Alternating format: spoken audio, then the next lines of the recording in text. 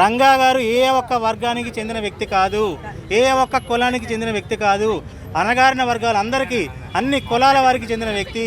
అందుకని రంగా గారి విగ్రహం ఏదైతే ఉండవల్లి సెంటర్లో తీసేశారో ఆ విగ్రహాన్ని మళ్ళా ఉండవల్లి సెంటర్లో ప్రతిష్ఠించేంత వరకు ఈ రంగా మిత్రమండలితో పాటు మేమందరం ఇక్కడున్న యువత అందరం పోరాడతాం.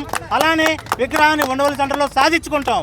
దీనికి మేము ఆల్రెడీ రంగా గారి విగ్రహ కమిటీ ఉండవల్లి గ్రామ కమిటీని ఏర్పాటు చేసుకోవడం జరిగింది.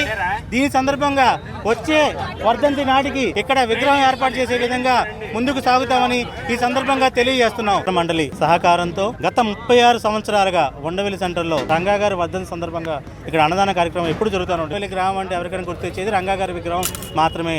అటువంటి ఉండవల్లి గ్రామానికి ఆత్మగౌరవంగా మేము భావించే రంగా గారి విగ్రహాన్ని మళ్ళా వచ్చే వర్ధంతి లోపు ఇక్కడ ఏర్పాటు చేయాలని మేమందరం గట్టిగా నిర్ణయించుకోవడం జరిగింది. అలానే రంగా గారి వర్ధంతి సందర్భంగా రంగా మిత్రమండలి సందర్భంగా ఈ ఏర్పాట్లు చేస్తున్న పోతురాజు గారికి, హరిబాబు గారికి ఈ సందర్భంగా మేము ధన్యవాదాలు తెలియజేసుకున్నాం. రంగా గారు జోహార్, జోహార్, జోహార్.